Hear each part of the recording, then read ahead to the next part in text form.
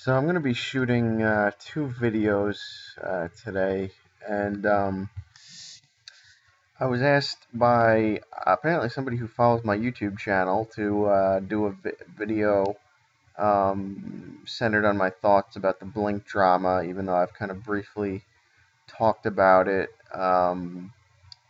in my last video um, when I reviewed California. But I do have quite a bit to say about it. Um, I guess I didn't really know about them until 2008, so I picked a lot of this information up from some friends that kind of knew what was going on behind the scenes. But I mean, Tom DeLonge, I feel like there's just so much. Like, I mean, I love him as a musician, and I'll definitely continue to pick up everything that he puts out musically. I think he's a creative guy. I mean, don't get me wrong, he's really creative, but I feel uh, there's a lot of like dishonesty going that was going on behind the scenes. I mean, the guy used I don't know if this is 100% true, but I've heard from several sources that he used back in 2004, I guess when they were writing to what would become the follow up to the self titled uh, album. He used those demo recordings as foundations for the Adventure and like other early Angels and Airwaves tracks. So, I mean, it's a pretty jerky thing to do. So that was that's my one gripe about that whole thing. Um, and I mean the whole, I mean they broke up for 4 years. They got back together. I feel like Mark really was the one that wanted it. I mean, Mark and Travis probably were the ones that really wanted it. And I mean, when they were recording Neighborhoods, I just felt like it was so wasn't a bad album. I mean, it was just so like Angels and Airwaves influenced. I mean, you could songs like After Midnight. I mean, that kind of guitar tone that he uses on a lot of the Angels and Airwaves stuff, and the elongated vowels for no reason. Kind of made their way onto Neighborhoods. Um, I mean, I just and I don't even want to I liked some of the Angels and Airwaves stuff. I mean, I still continue to check out some of the Angels and Airwaves stuff, but I, I mean, he's so flaky. I mean, he's such a flaky guy. I mean, he's got 20 different projects going on, and it's just there's so much media. There's so much media surrounding Blink 182, and they're a great band. I mean, don't get me wrong, but I mean, every other day, like alternative press is like posting, um, oh, Tom didn't really leave Blink 182. He's like, apparently he just got off the phone with Travis. And apparently Travis, in an interview of them I just watched and that was posted on YouTube, I think on the 30th, a couple days ago.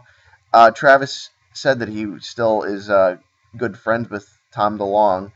But I mean, I think that the fact that he quit the band twice, both from emails from his manager, definitely probably strained that friendship. I'd be shocked actually if it didn't.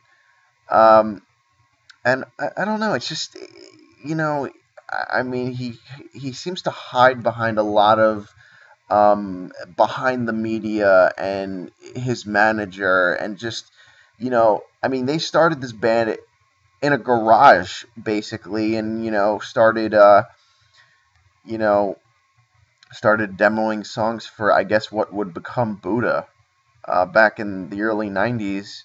And yeah, I mean, Tom DeLonge probably was passionate about it when they, during their breakthrough years, but I think that kind of went to his head a little bit. And I think it's really, I feel like the passion really was Mark for a lot of what Blink 182 is. I mean, Tom might have played a integral role in the early stages of the band, but I think how much of it really was Mark, kind of going, and bringing the passion out.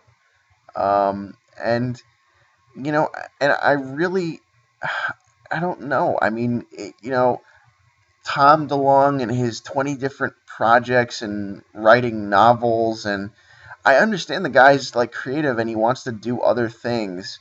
I can't fault him for that, but I mean the way that the media just handles this whole Blink 182 thing, I just feel like there's so much surrounding these three guys, and I mean, it really a lot has come out in terms of who's really devoted to the band, and I mean, you know, I don't know. I mean, it just feels like Mark and Travis really were like, I can't even think of the word. Just kind of pulling the horse. I mean, pulling the cart. Excuse me. Pulling the cart, and you know, and he's talking, and Tom is like, he'll come back and say, "Oh, like I'll come. I want to. I still want to be in Blink 182." And I really hope that's all. And after hearing California and how great it was, in my opinion, and how great Matt Skiba is, I don't even want Tom to come back. I mean, I want to see what their future is with Matt, and kind of, I feel like this new album is, if you haven't listened to it yet, check it out. I mean, it's fun, it's catchy, and I mean, I think that Matt kind of brought so much more uniqueness into the songwriting, and I really like, he wants to create songs that resemble their golden era. And I just, I want to see that. I want to see another album with Matt on it, and I hope Matt really lasts in the band. And yeah, I mean, when Tom's other projects don't work out, and he comes back, whining, wanting to like get back with the band. Um, you know,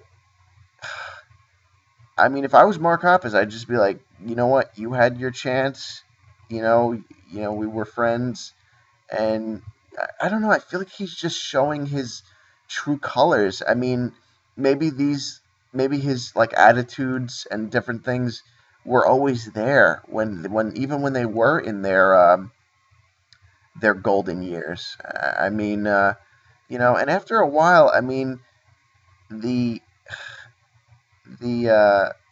fart jokes and all that stuff, it kind of just gets old. I mean, it's funny. I still find it funny, but I think that what Blink 182 did on this new album, California, it shows a maturity, like it's almost like an innocent maturity in the music, and I think it really kind of shines through. And I really, I hope all of the media speculation about like, oh, Tom coming back, I hope it's all garbage. I hope that Matt Skiba stays with the band for a long time, and they keep making albums with him, and I actually hope they keep using John Feldman. I know a lot of people criticize his production, but I always find clean production to be better than.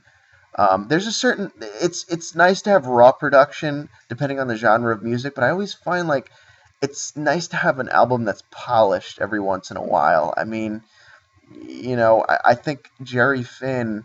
Um, I mean, for those of you who don't know who Jerry Finn is, he passed away in 2009, but actually produced pretty much all of the Blink 182 breakthrough albums, and the Boxcar Racer album, for Tom and Travis. So I think they wanted to find somebody that would really polish their sound, and I think they did that with John Feldman. So I hope he produces their next effort as well, whenever that does come. And I think now that Matt is in the band, I don't think they're gonna have to wait 5 years to make another album. I mean, I'd like to see another Blink album in 2 years from now. And even if they want to do like a little EP, um, they want to do like a little EP next year. I mean, I would not be opposed to that. I mean, as long as it's good, I don't care.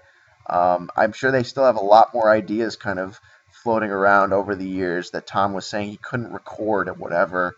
Um, but yeah, I mean, I'm all for this new direction. I mean, I really just hope Tom stays doing Tom things and doesn't interfere with where they're trying to go. I mean, they're trying to move the band forward, and he was a weak link. So I just don't, it's just I'm so tired of this like all this media surrounding them. Just let them write songs. Let them be like good pop punk rockers. I mean, there doesn't have to be all this media surrounding them, and but I'm all for the new direction of Blink 182. So, yeah, let me know what you think in the comments down below. Coming later, I'm probably going to do a review of Bring Me the Horizons. That's the Spirit album, because I know there's a lot of controversy surrounding that album as well. So I'm going to kind of give my take on that. So, thanks.